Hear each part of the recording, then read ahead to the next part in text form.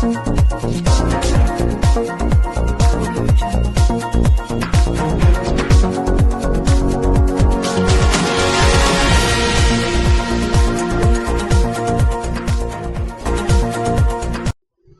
और दिल्ली में बीजेपी की सरकार होने के बावजूद भी माफियाओं के हौसले बुलंदियों पर।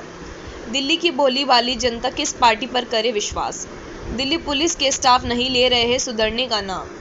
दिल्ली पुलिस की छवि को धूमिल करते हुए उत्तर पूर्व जिले के एसएचओ थाना हर्ष विहार पीड़ित ने एसएचओ की अवैध बोरवेल माफियाओं के साथ साठगांठ होने की जताई आशंका।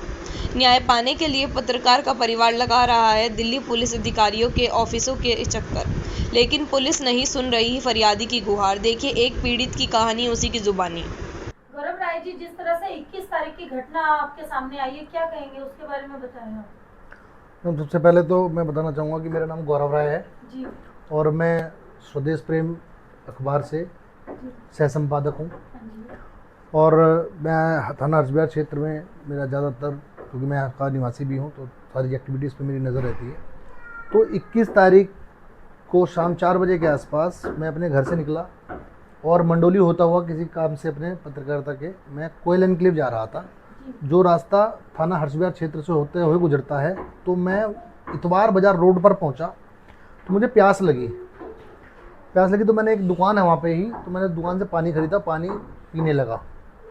पानी मैं पी ही रहा था, तभी मेरे पास आकर मतलब सामने से स्कूटी लेकर के दो तीन स्कूटी थी, उस पर 3 लोग बैठे हुए थे। आकर के मेरे सामने रुके और कुछ बात करी ना कुछ, उठा लाठी डंडे रोड निकाल करके उन्होंने बोला कि स्कूटी से आए थे, क्या आप उनको कुछ जानते हैं? हाँ, उसमें से मैं 3 लोगों के नाम जानता हूँ, प्लस उनके सुनील नाम है एक का नाम है कुलदीप और एक सुनील का भाई था, उसे ही मतलब सेम उसका शकल पे।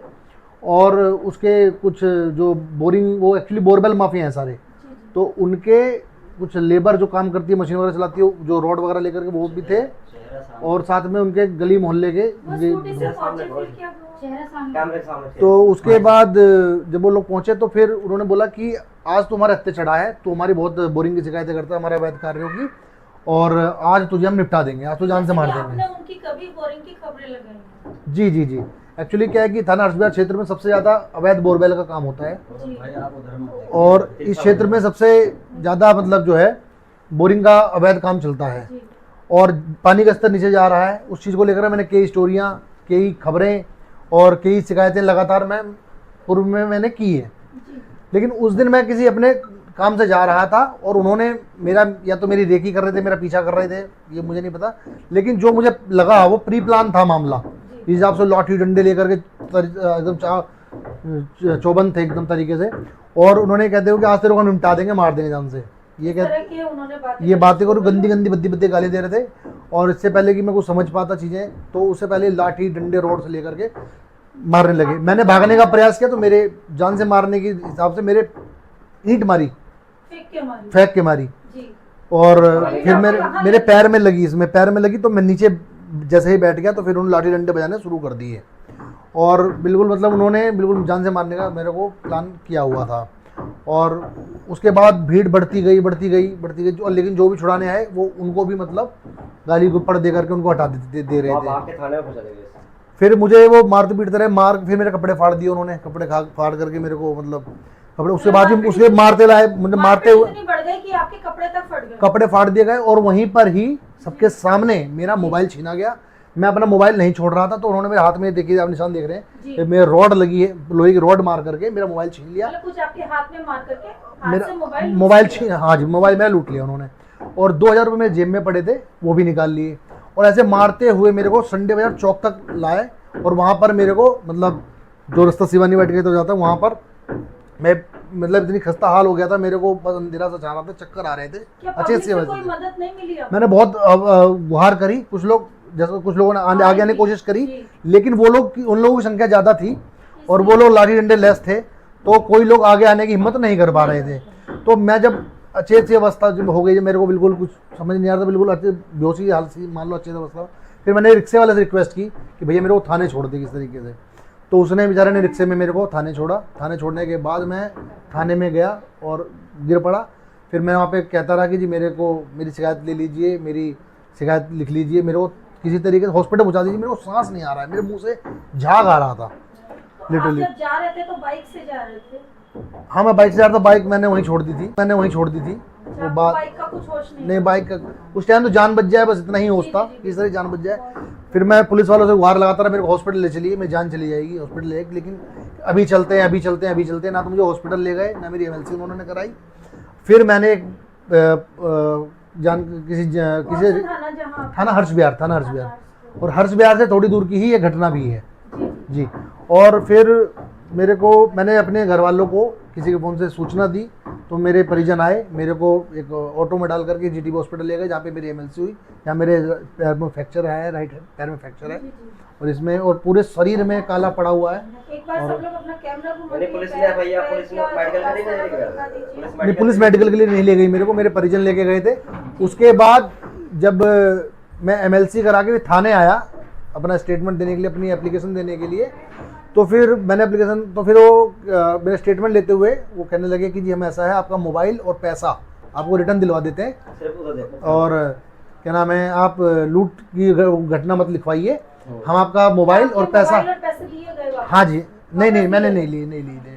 मैंने उनसे बोला, जब उन लोगों के पास पाया, उन्होंने छीना है मेरे से, मारा है, जो अपराध उन्होंने किया है, तो ये उनकी बरामदगी में दिखाया जाए, उनके खिलाफ लूट का मुकदमा लिखा जाए। तो अभी जो आपने कंप्लेंट दी थी, तो उस कंप्लेंट के आधार पे कोई कार्रवाई होती नजर आई आपको या नहीं? नहीं जी, अभी तक कोई प्रभावी कार्रवाई नहीं करी गई है। औपचारिकता के तौर पर एक NCR काट करके केवल फॉर्मेलिटी के तौर पे दे दिया गया है, और मुझे पूरा अनुमान है, मतलब डाउट है कि वो उन लोगों की साठगांठ से, क्योंकि वो बोरवेल वाले हैं और वो स्थानीय पुलिस की मिली भगत से रोज बोरवेल का अवैध काम करते हैं, तो उन लोगों का लेन देन भी चलता है। तो इस वजह से मुझे लग रहा है कि मामला बिल्कुल संदिग्ध नजर आ रहा है, जिस वजह से MLC होते हुए, मेरे मोबाइल का IMI नंबर होते हुए, मोबाइल बिल होते हुए, सारे एविडेंसेस होते हुए, और जो मेरे मारा पिटा उसकी फोटो वीडियो भी वायरल हो रही है, ये सारे एविडेंस होने के बाद भी संगीन धाराओं में मुकदमा दर्ज नहीं किया जा रहा है। और अभी तक मेरे इस वाले मामले में आप SHO साहब प्रदीप कुमार जी से मिले? जिस दिन मैं, अभी तो मैं चलने की हालत में नहीं हूँ, जिस दिन मैं थाने गया था आफ्टर MLC, तब उनसे मिलने का प्रयास किया गया था, तो उन्होंने मिलने से साफ मना कर दिया था, वो नहीं मिले थे। तो फिर हम आयुष साहब के जो नितिन गुलिया जी, उनसे बातचीत की आपने? हाँ, मैंने फ़ोन किया था, उन्होंने तो मेरे से बोले कि मेरे पास अब इस मामले का वो नहीं है, अब आप थाने में पता कीजिए, थाने के चक्कर लगाइए। आपकी MLC हुई है, आपके पैर में कितना फ्रैक्चर बताया गया है? मेरे घुटने में फ्रैक्चर बताया गया कि मेरा घुटना टूट गया है, घुटने में फ्रैक्चर बताया गया है, प्लस बॉडी का कोई ऐसा पार्ट नहीं जहाँ पे चोट नहीं है मेरे, और मेरे तो मुंह, आंखें वगैरह सब सूजी हुई थी। आज क्योंकि एक हफ्ते की घटना हुई, तो सारी चीजें अब धीरे धीरे वो हो रही है। आपने भी DCP के यहाँ भी ज्ञापन दिया है?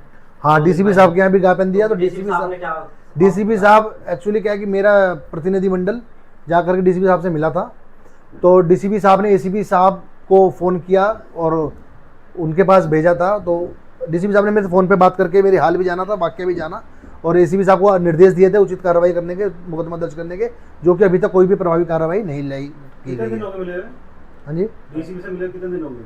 आज जी तीसरा दिन है। तब तक कोई हाँ जी, अभी तक भी कोई प्रभावी कार्रवाई नहीं की गई है। जबकि आप खुद मौजूदा हालत में एक पत्रकार भी हैं जी, और उसके बावजूद भी आपकी कार्रवाई इतनी लूज चल रही है। मैम, ये बहुत ही दुर्भाग्यपूर्ण है। आए दिन पत्रकारों के ऊपर, अभी जहांगीरपुरी का भी मामला है, और दिन पे दिन बढ़ते जा रहे हैं दिल्ली NCR में मामले, लेकिन इसके लिए सरकार और प्रशासन कोई कदम नहीं उठा रहा है। अब तो मुझे भी ऐसा लग रहा है कि हम पत्रकारिता करके कोई सच्चाई को उजागर करते हैं, अगर नहीं करते हैं तो हम अपने पैसे से ईमानदारी नहीं कर रहे, और अगर हम ईमानदारी से अपना पैसा कर रहे हैं तो हम माफियाओं के भी शिकार बन रहे हैं, प्लस पुलिस के भी दुश्मन बन रहे हैं। और क्योंकि पुलिस हमारा सहयोग ही नहीं कर रही है, और पुलिस हमारे साथ ही हमारा ही FIR नहीं कर रही है। गौरव भाई, भाजपा सरकार है, कोई गुंडा बचेगा नहीं दिल्ली के अंदर? देखिए जी, अभी अगर मेरे सबसे पहली बात है, आपने आप बीती की होती है, अब मेरे ऊपर आप बीत, मेरे उसमें संज्ञान लिया जाता, सुनवाई होती है। अभी करंट में प्रदेश में, दिल्ली में भी भाजपा सरकार है, केंद्र में भी। मैं सब अपील करना चाहता हूँ सभी अधिकारियों से और सभी संबंधित नेताओं से भी कि मेरे को न्याय दिलाया जाए। जी, मैं न्यायालय भी जाऊँगा, लेकिन उससे पहले हमारा विचार ये कि हम शांतिपूर्ण तरीके से धरना प्रदर्शन वगैरह हम करेंगे। अपनी आवाज़ को उठाने के लिए जंतर मंतर पहुंचेंगे?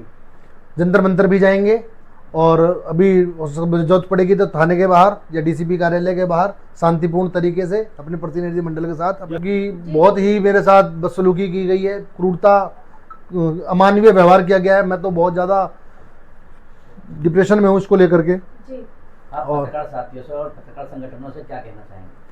मैं सबसे हाथ जोड़ के यही निवेदन और अपील करना चाहूँगा कि मेरा सहयोग करें,